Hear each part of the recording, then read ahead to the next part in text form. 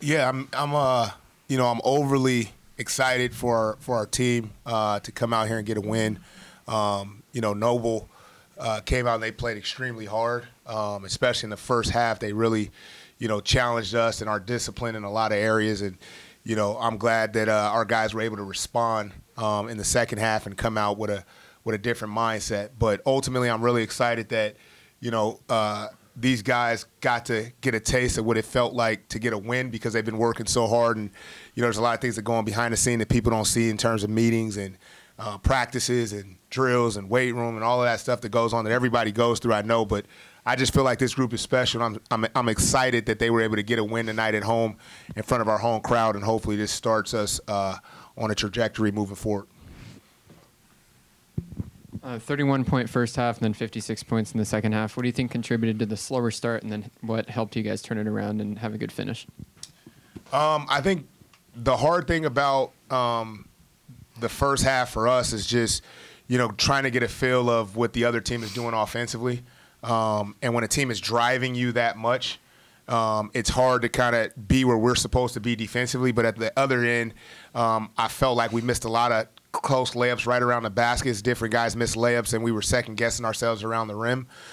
So I think the score would have been a lot different, and we would have felt a lot different in the halftime in the first half if those little baskets around the rim in the first half would have been going in, miss some open threes. And so in the second half, we changed our mindset a little bit, and you can see we made layups. We shared the ball. We were where we were supposed to be after we got a feel of what they were doing offensively on the defensive end. And then, we countered by making threes as well. So all is well when the ball goes in, but, we want to hang our hats on the defensive end. And I think first half and second half we did a good job of that. Awesome. And Gavin, another double-digit scoring performance for you. What's helped you feel comfortable early on in your freshman season being a big part of the offense? It's really just listening to a lot of the older guys and the coaches who have a lot of trust in me. Obviously, it's my first year. I just talk to him a lot, especially just he's been through it, and this is all new experiences for me and just being out on the floor. And they really just give me confidence every day. I'm working as hard as I can, so it's really just them pushing me every day and giving me the confidence to do what I do. Thanks. Coach, you guys had a definite size advantage today. We saw a lot of run from J.J. Tchaikovsky. What do you want to see more from him going forward this season beyond these 15 minutes today?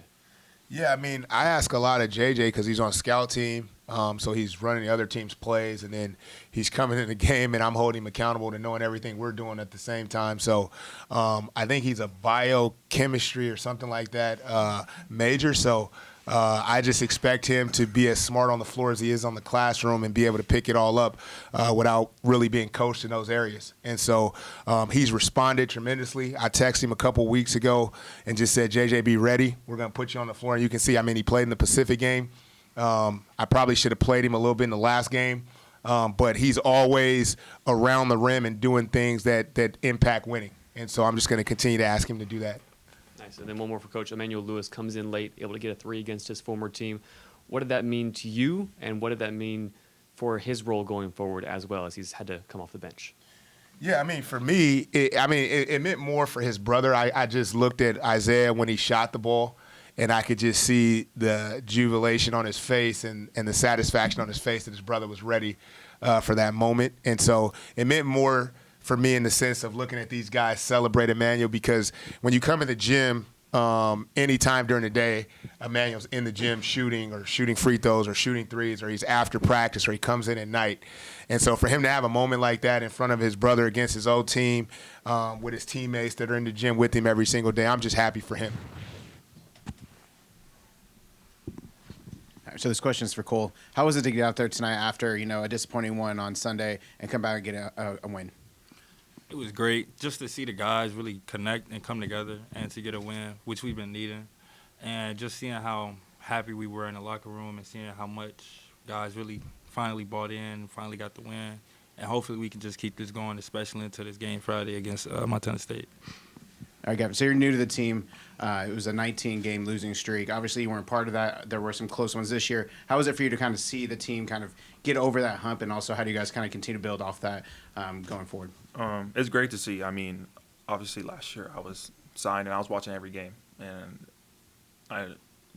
we're just fighting through it. Each year, each game we're just getting better and better and better and better, and we just keep listening to him. He keeps guiding us through. and we're just progressing and progressing and progressing. Coach, 12 guys hit the floor tonight. Valuable minutes going forward. In terms of, just having more guys see the floor, what do you see that kind of adding to, what you guys can do down later on? Obviously, tougher opponents, but how do you kind of get the game plan going forward, and being able to know who you can go to down the stretch? Well, I mean, I think the biggest thing about, playing time and opportunity, I think Mick Cronin said it the best, like, give me a reason to have to play you. Like, play as hard as you possibly can when you're out there on the floor. And our guys know, I mean, I've told them we're as deep as they play hard. So if everybody's playing hard, then they should be exhausted 2.5 minutes into the game, and they should be asking for a sub. That's how hard we should be playing. And so we're steadily trying to capture those moments. Right now, I shouldn't be able to count on my hand how many times those moments have happened.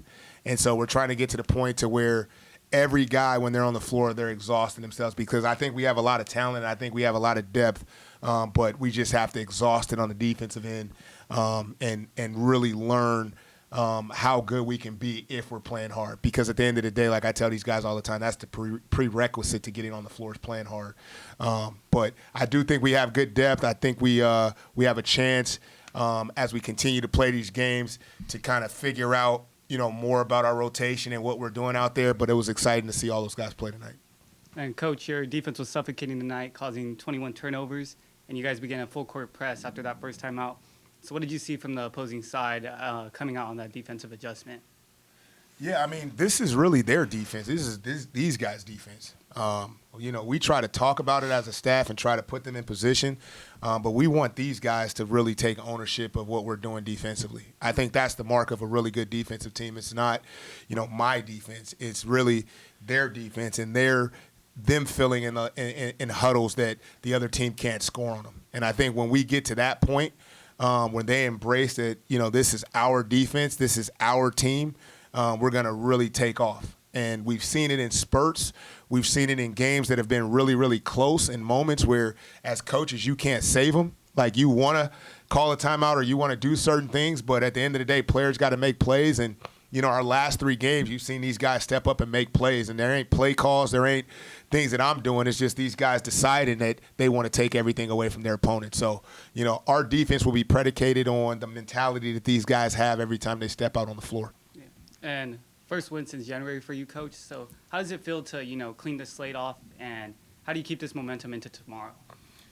Friday? Well, I mean, I think the biggest thing is that, this is not last year's team.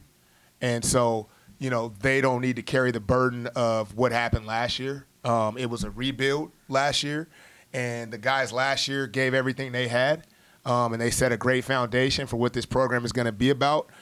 This is a brand new group that has learned lessons every single game together. They've been hard lessons because we haven't been able to capitalize until tonight, but this is a group that has a chance to be really, really good as we continue to move forward. And I think, the one thing I would want people to know is that, like, if you're around these guys and you spend as much time as I do with them, you root for them. You're excited about what they're doing. And in a game like this, people may say, well, you just beat a Nobel, a team that's, kind of defeated a little bit.